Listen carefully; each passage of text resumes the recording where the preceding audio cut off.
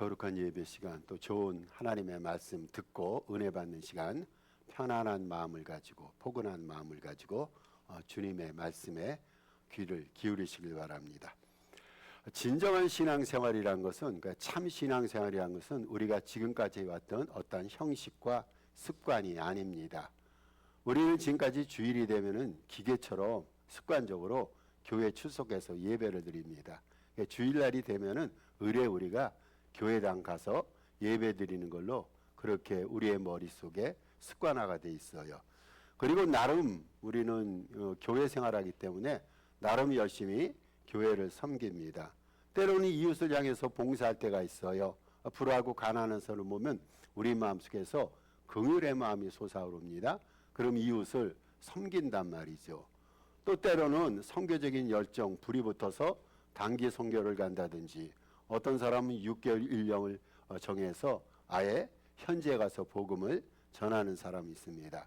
여러분, 이러한 것들이 신앙생활을 위해서 다 귀한 것들이에요. 그리고 신앙생활의 여정입니다. 그런데요, 이러한 것들만으로는, 제가 만으로라는 말씀드립니다. 이런 것들만으로는 참되고 온전한 믿음을 이룰 수가 없습니다. 우리에게 정말로 필요한 신앙생활의 핵심은요, 우리가 살아계신 하나님을 만나는 것입니다. 여러분, 하나님을 만나지 않았어요? 하나님과 동행치 아니한데 신앙생활을 열심히 하고 교회생활 열심히 하고 직분 받아서 주님의 일을 감당한다고 그게 믿음 안에서 성숙한 모습입니까? 주님이 함께 하시지 않는데, 주님과의 만남에 경험이 없는데 신앙의 여러 가지 행위를 한다 할지라도 그것이 하나님 보실 때는 무의미하단 말이죠. 정말 우리에게 필요한 신앙생활의 핵심은요, 하나님을 만나는 거야. 살아계신 하나님을 늘 하나님을 체험하고 살아가는 겁니다. 그뿐이 아니라 그분 안에서 우리의 삶을 근본적으로 결단하는 거예요. 예수 믿는 사람은 믿음 안에서 삶이 결단을 통해서 바뀌고 변화되는 사람이 아닙니까? 예전에는 세상의 가치를 따라 살았는데 예수 믿은 이후에는 우리가 더 이상 세상 줄을 따라가고 세상 사조와 원리를 따라가는 것이 아니라 하나님의 뜻을 따라감으로써 우리의 삶을 결단하며 바꿔나가는 겁니다. 다시 말해서 신앙생활의 핵심은요, 하나님을 만나는 겁니다. 그 만남 안에서 우리가 하나님의 뜻에 맞게끔 우리의 행동과 삶을 결단해 나가는 겁니다. 만남과 결단 행위가 신앙생활의 핵심 가치며 최고 가치입니다. 여러분, 하나님을 만나지 않고 하나님을 만난 경험이 없고 결단이 없으면요, 어떤 형태의 신앙이든 그 신앙은 표면적 믿음이 됩니다. 표면적 믿음. 겉으로는 믿음이 있는 것 같은데 실상은 믿음이 없는 거예요. 하나님을 만나지 않았는데, 인생을 결단하지 않았는데 그게 진정한 믿음이 됩니까? 하나님을 만나야 됩니다. 인생을 결단해야 됩니다. 이러한 표면적 믿음으로는요, 오래가지 못해서 믿음이 무기력해지게 됩니다. 처음에는 믿음이 굉장히 잘 성숙한 줄 알고 이 상태로 믿음 생활하면 좋겠다, 이렇게 스스로에 대한 기대를 가져보는데 사실 주님을 만나고 결단하는 그 신앙의 체험이 없다면 믿음이 무기력해지고 종래는 무가치해질 수밖에 없습니다. 오늘 본문에 들어가니까 모세와 하나님이 만나는 장면이 나옵니다. 오늘 본문에는 모세가 하나님을 만나서 삶을 결단하는 그 초기 장면이 나옵니다. 저는 오늘 모세가 하나님을 만났던 이 얘기보다는 어떻게 모세가 하나님의 은혜 가운데 하나님의 뜻 가운데 결단했는가, 모세의 결단 과정에 오늘은 초점을 맞춰서 말씀을 드리겠습니다. 내용을 잠깐 설명합니다. 모세가 나이가 40이 돼서 도망자가 돼서 미디안 광야로 숨어 들어갑니다. 거기서 결혼 생활을 합니다. 그리고 결혼 생활하면서 무슨 일을 하냐면 양치기 노릇을 하는 거예요.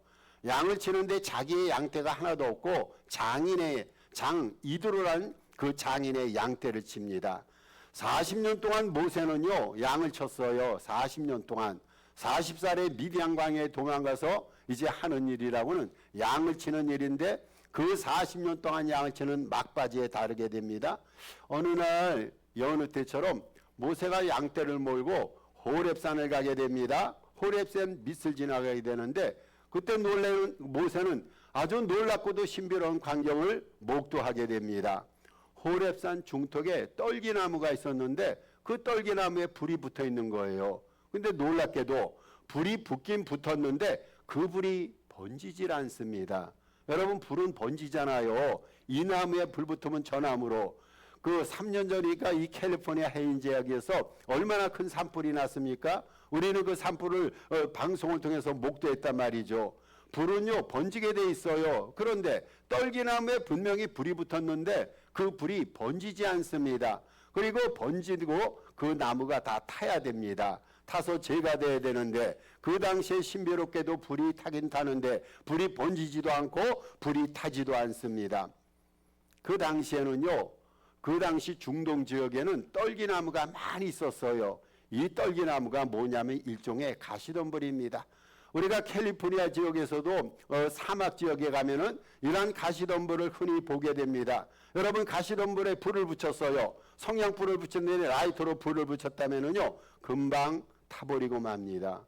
그런데 모세가 목도했던 그 떨기나무의 불은 분명히 그 나무가 가시덤불이 있는데 불은 붙었으면서도 타지 않습니다.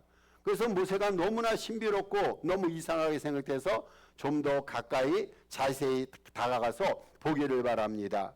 그때 모세가 발걸음을 옮길 때 불꽃 속에서 이러한 음성이 들려옵니다. 모세야 모세야.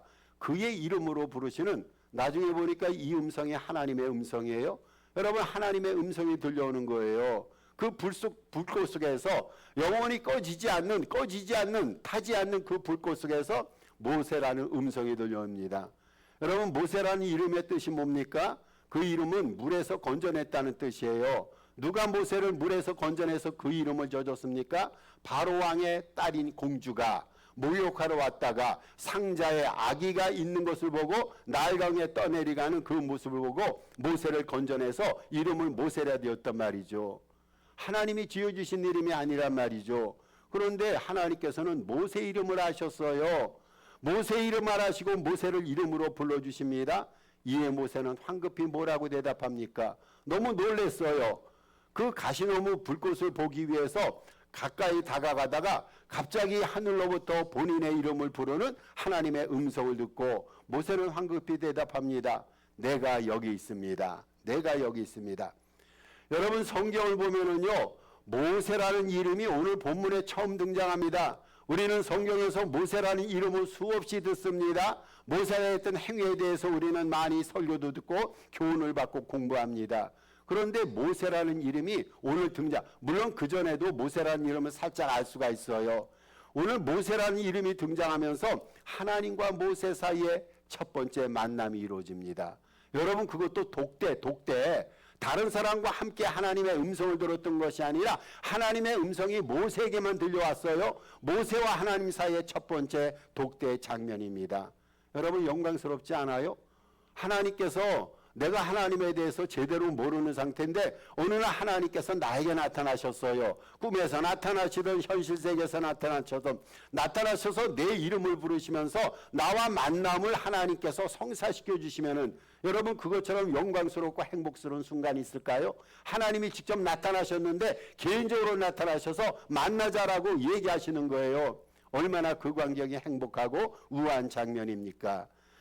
그래서 하나님과 모세 사이에 이 첫 번째 독대 만남이 이루어지는 광경을 우리가 보게 됩니다. 이어서 하나님께서 모세에게 다시 한번 말씀하십니다. 이렇게 말씀하십니다. 모세야, 부르신 다음에 이리로 가까이 오지 말라. 하나님의 말씀입니다. 모세는 지금 무엇인가 보려고 가는데 하나님께서 다가오는 발걸음을 차단시키면서 가까이 하지 말라. 내가 선 곳은 거룩한 곳이니 내 발에서 신을 벗으라. 모세를 만나주신 하나님께서는 이제는 모세가 가까이 오는 것을 차단시키면서 모세의 발에서 신을 벗으라 명하십니다. 여러분, 모세는요 이제 소명을 받기 위해서요 새로운 결단을 해야 됩니다.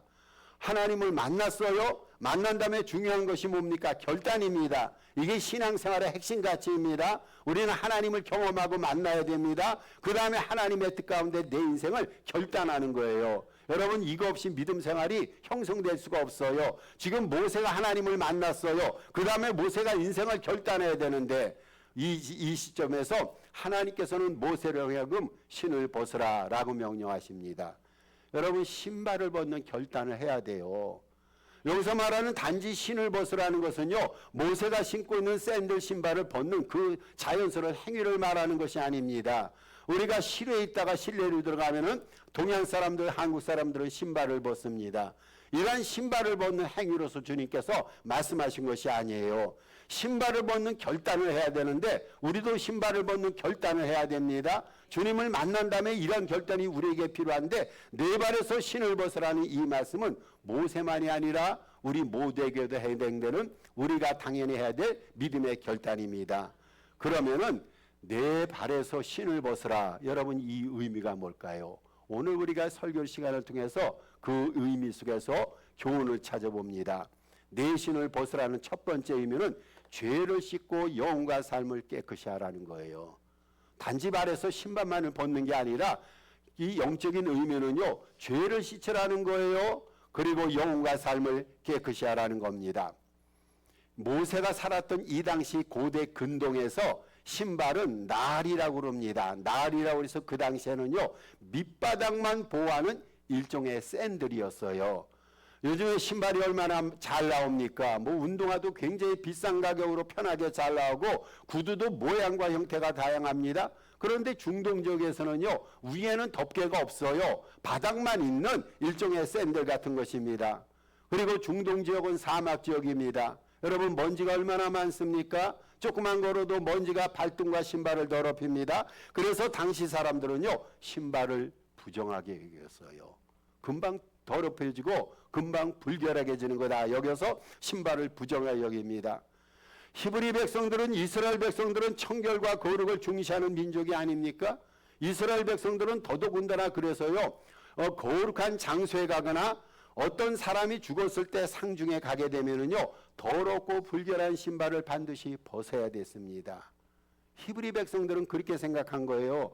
이스라엘 백성들은 신발이 불결하다 생각해서요, 거룩한 지역에 갈 때는요, 신발을 벗어요. 누가 죽어서 상중에 갈지라도 신발을 벗게 됩니다. 고대 문서에 보면 제사장들, 특별히 제사장들은 하나님이 계시는 성전에 들어갈 때는요, 조금의 부정함이라도 떨쳐버릴 요량으로 신발을 벗고 맨발로 들어가곤 했습니다. 제사장들도 성전에 들어갈 때는요, 신발을 안 신고 맨발로 들어가곤 했어요. 그래서 전도서 5장 1절에 이러한 규절이 있어요. 제사장들을 향해서 너는 하나님의 집에 들어갈 때 네 발을 삼갈지어다. 하나님의 집이 성전이 아닙니까? 성전에 들어갈 때는 발을 삼갈지어다. 이건 무슨 말입니까? 주님께 예배 드리려면 더러움을 씻어내고 깨끗한 발, 다시 말해서 거룩한 영혼으로 성전을 출입하라는 거예요. 이것을 현대말로 해석하면요, 우리가 하나님 앞에 예배드리기 위해서 성전에 들어올 때는요, 성전 문 앞에서 하나님 앞에 철저히 회개하고 깨끗한 영혼과 깨끗한 심령으로 예배 시간에 참여하라는 겁니다. 여러분, 그런 의미입니다. 우리의 발 있잖아요. 우리의 발은요, 우리가 세상을 사는 동안에 셀 수 없을 정도로 하나님 앞에서 설 수 없을 정도로 각종 때와 허물과 죄로 발이 더럽혀져 있습니다. 여러분, 우리의 발이 얼마나 더러운 건 많이 갔어요? 가지 말아야 될 것이 우리 발이 갔단 말이죠. 우리의 발에는 때가 묻어 있어요. 죄로 오염이 돼 있어요. 여기에는 허물이 가득 묻어 있습니다. 그래서 이 때 묻은 발로는요, 거룩하신 하나님의 존전에 온전히 설 수가 없어요. 여러분, 우리가 죄된 상태로 하나님 앞에 나가서 기도할 때 그 기도가 응답되어집니까? 내 마음속에는 거룩한 게 청결함이 없는데 그러한 마음을 가지고 하나님 앞에 찬송하고 예배하면 그 예배가 온전히 하늘나라에 상달될까요? 거룩하지 않고서는요, 때 묻은 발로서는요, 하나님 앞에 온전히 설 수가 없어요. 우리들은요, 이 죄에 때 묻은 신발을 벗어야 됩니다. 이 신발을 벗어야 됩니다. 우리가 주님 앞에 나아갈 때는요, 예수님의 보혈과 그분의 의를 의지해서 죄를 회개하고 성결의 삶을 결단해야 합니다. 여러분, 우리는 일상에서 참 많이 죄를 범하고 있어요. 내가 의롭게 산다 할지라도 인간의 한계가 있어요. 연약함의 한계가 있습니다. 그래서 우리는 종종 일상에서 알든 모르든 죄를 짓게 됩니다. 이 일상에서 지었던 죄를 씻음받고 영혼을 말씀 가운데 거룩하게 보존하면서 주님이 주신 꿈을 이루면서 주님이 주신 사명을 잘 감당하시는 저와 여러분이 되십시다. 두 번째로 신발을 벗으라는 의미가 있어요. 이제는 매사 겸손하게 행하라, 이러한 의미입니다. 여러분, 다시 이제 고대 사회로 돌아갑니다. 고대 사회에서는요, 노예는 신발을 못 신어요. 노예에게는 신발이 없어요. 노예들은 신발을 다 벗깁니다. 신발을 누가 신었냐면 자유인만 신발을 신을 수가 있었어요. 이 당시입니다. 이 당시 노예들이 많았는데 신발을 못 신었단 말이죠. 따라서 신발을 벗으라는 말은요, 종의 예를 갖추라는 거예요. 종의 예를 갖추라. 여러분, 모세는 지금까지 자유롭게 살아왔어요. 장인 밑에서 40년 동안 뭐 때로는 부자연스러움이 있었습니다마는 그래도 자기가 하고 싶은 거, 생각하고 원하는 것 하면서 자유롭게 살았어요. 그런데 이 시간 이후부터는요, 하나님의 종으로서, 즉 자기 자신은 아무것도 아닌 존재로서 자신을 낮추며 살기 시작했고 또 그렇게 살았습니다. 민수기 12장 3절에 보면은요, 이렇게 말합니다. 이 사람 모세는 온유함이 지면의 모든 사람보다 더하니라 했어요. 지상에 그 당시 얼마나 많은 사람이 있었어요? 그런데 그 사람들보다 모세가 더 온유하다라고 성경 저자는 말합니다. 모세가 더 겸손하다고 말합니다. 여러분, 모세는 제일 온유한 사람이었어요. 제일 겸손한 사람이었어요. 그게 성경의 증거입니다. 우리도 모세처럼 겸손하고 온유해지기를 바라요. 여러분, 뭐가 온유하고 뭐가 겸손한 겁니까? 자기 자신을 내려놓는 거예요. 자기 자신 내려놓는 거. 자기 자신을 주장하면서 자신을 높이면서 이러한 사람은 우리는 온유한 사람이라 말할 수가 없어요. 여러분, 우리는 겸손해져야 됩니다. 정말로 하나님의 은혜 가운데 겸손해져야 됩니다. 그런데 성경에서 말하는 겸손이 있어요. 성경의 겸손은요, 우리의 생명을 위시해서 우리에게 속한 모든 선한 것들이 자기 자신에게서가 아니라 하나님의 선하심에서 나오는 것임을 인정하는 마음과 태도. 여러분, 이게 겸손이에요. 다시 말해서 우리가 자랑스러울 일, 선하다고 남들로부터 평가받는 일을 하잖아요. 이거는 내 능력 가운데 나온 것이 아니라 하나님께서 나온 일이나 하나님께서 그렇게 하도록 선하게 일을 진행하도록 하나님께서 우리의 인생을 지도하시고 인도하시고 관리하셨다는 것을 인정하는 마음과 태도가 겸손이라는 것입니다. 여러분, 겸손은요, 나는 할 수 없고 하나님만이 하실 수 있다라는 이러한 마음과 태도가 겸손입니다. 여러분, 겸손한 사람은요, 하나님의 뜻을 이루되 자신이 할 수 있는 일이 하나님의 은혜에 근거한 것임을 인정하는 사람이에요. 내가 큰 일을 했어요. 나에게 업적과 공로가 좋은 것, 아름다운 것이 있어요. 하나님께서 우리에게 능력을 주시고 지혜를 주셔서 그 일을 가능케 하셨다. 이 모든 선한 이들이 하나님으로부터 나온 것임을 인정하는 마음이, 이게 바로 겸손한 마음이에요. 여러분, 또 우리들은요, 스스로 할 수 없는 일이 얼마나 많이 있습니까? 우리에게 스스로 할 수 없는 일이 많이 있어요. 그 많은 할 수 없는 일들을 주님에게 전적으로 맡기고 의탁하는 거, 이것이 신앙인의 겸손이란 말이죠. 여러분, 우리들은요, 지금 가을을 보내고 있어요. 여러분, 가을 좋아하시죠? 공기가 달라요. 그죠? 조금 오늘 온도가 높아졌습니다만은 기온이 높아도 역시 가을은 가을입니다. 여러분, 공기가 다르고 바람의 질이 달라요. 여름철에 우리가 흡입했던 바람과 지금의 바람은 뭔가 좀 차이가 있는 것 같아요. 하늘이 굉장히 높고 청량합니다. 그리고 간혹 가다 보면은요, 이 지역에는 침이 없으는 데 있지만 단풍도 우리가 구경할 수가 있어요. 멀리 한국이라든지 동부 지역이 아니 가더라도 어느 지역에는 단풍이 있어요. 참 가을철이 좋은 계절입니다.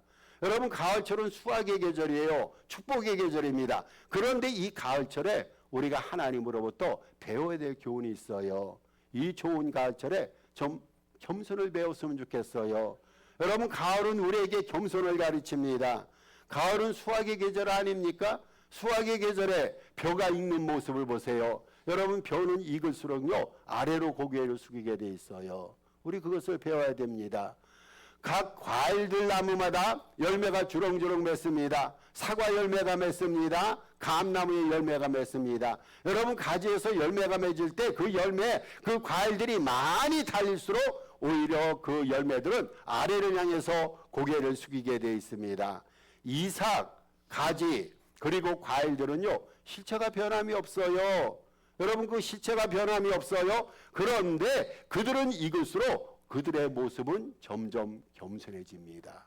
실체는 변함이 없는데 익어갈수록 그 모습이 겸손해진단 말이죠. 여러분, 한 사람의 믿음과 인격의 성숙도는요, 무엇을 가지고 측정할 수 있을까요? 저는 겸손이라 생각합니다. 겸손하면요, 그 사람 믿음이 있는 사람이에요. 여러분, 겸손한 사람은요, 스스로를 종이라 생각하면서 종의 예를 갖추고 하나님을 섬깁니다. 하나님 앞에 나가서 자기 자신을 드러낼 수가 있어요. 그 믿음에 성숙하면 우리 겸손 지수를 통해서 형성이 됩니다. 여러분, 우리 인격의 성숙함이 있어요. 어떻게 인격의 성숙함을 분별합니까? 그게 바로 겸손 지수를 통해서. 겸손함은 믿음이 상승하게 되죠. 인격이 은혜 가운데 드러나게 돼 있어요. 여러분, 우리 아는 체 좀 안 했으면 좋겠어요. 잘난 체 좀 안 했으면 좋겠어요. 있는 체 좀 안 했으면 좋겠어요. 이거 필요 없는 것들이에요. 하나님께서 알게 하셔서 아는 거예요. 하나님께서 갖게 하셔서 우리 소유하는 거예요. 여러분, 하나님께서 우리에게 능력을 주셔서 우리가 그것을 행하는 것입니다. 우리가 하나님 앞에서 겸손하면요, 하나님께서 그 사람을 높여주세요. 제가 한 목사님만 예를 들게요. 이 지역에서 사역을 하셨는데 그분은 평범한 분이에요. 지금 뭐 오래전에 은퇴하셨어요. 근데 이분이 동부 지역에 가서 사역을 하게 됐어요. 동부 지역으로 옮겨서 사역을 하니까 그 지역에는 굉장히 똑똑한 목사님들이 많아요. 50%가 박사학위를 갖고 있어. 굉장히 신학적으로 지식이 많아요. 그러니까 이 목사님이 서부에 있다가 동부 지역으로 가니까 목사님들 모임에는 참여하는데 본인 스스로가 아는 것이 없어서 대화에 못 끼어드는 거예요. 그래서 늘상 입을 다물고 있습니다. 모임 때마다 입을 다물고 있으니까 그 동부에 있는 목사님이 입 다물고 있는 서부에 있는 목사님을 향해서 처음에는 좀 무시를 했대요. 아, 저분은 대화에도 끼어지지 못할 정도로 신학 지식도 없고 이렇게 생각을 했어요. 그런데 계속해서 침묵을 지키다 보니까 동부 지역에 있는 목사님들이 생각을 달리했어요. 야, 저 사람은 속에 대단한 지식이 있는가 보다. 지식이 있어서 말씀을 그래서 나중에 시간이 지날수록 이 목사님 앞에서는요, 입을 다물고 얘기를 안 하는 거예요. 이 목사님이 가끔 가다가 동부에서 서부 지역으로 오셔서 후배들 앞에 그 간증을 합니다. 입 다물고 있었더니 없는 지식도 인정을 받고 존중을 받게 되더라. 여러분, 겸손하니까요, 높임 받더라고요. 세상 사람들로부터도 높임을 받고 또 낮춘 자를 하나님께서 높여주신다는 성경 말씀이 있어요. 우리가 부디 겸손함으로 주님의 인정을 받고 주님 일에 복되게 사용되는 저와 여러분 되시기를 주의 이름으로 부탁합니다. 세 번째, 신을 벗으라는 의미가 있어요. 이제는 자기의 권리를 포기하는 겁니다. 여러분, 첫 번째 뭐라고요? 신을 벗으라는 첫 번째 의미가 뭡니까? 죄를 씻고 영혼과 삶을 깨끗이 하라는 의미예요. 두 번째 의미가 뭡니까? 매사 겸손하게 행하라는 것입니다. 그리고 세 번째 의미는 자신의 권리를 포기하라. 다시 이제 고대 사회로 돌아가십시다. 모세가 살고 있었던 그 당시의 고대 사회에서 신발을 벗는 거 있잖아요. 신발을 벗는 것은요, 자기의 권리를 포기하는 행위이기도 했습니다. 내 권리를 포기하겠다는 거예요. 그래서 우리가 룻기서에 보면은요, 이러한 기사가 나와요. 기업을 물을 자가 자기 권리를 포기하는 의미로 신발을 벗어서 보아스에게 주는 장면이 나옵니다. 보아스보다 먼저 권리가 있었던 친척이 있었는데 보아스에게 그 친척이 자기의 권리를 포기하는 의미 속에서 신발을 벗어서 보아스에게 건네줍니다. 여러분, 모세는 하나님의 임재 앞에서 하나님의 종으로 소명을 받았어요. 이제는 이스라엘 백성들을 구원하는 임무를 수행해야 됩니다. 그러기 위해서 모세가 먼저 했던 것은요, 자기의 권리를 포기하는 일이었어요.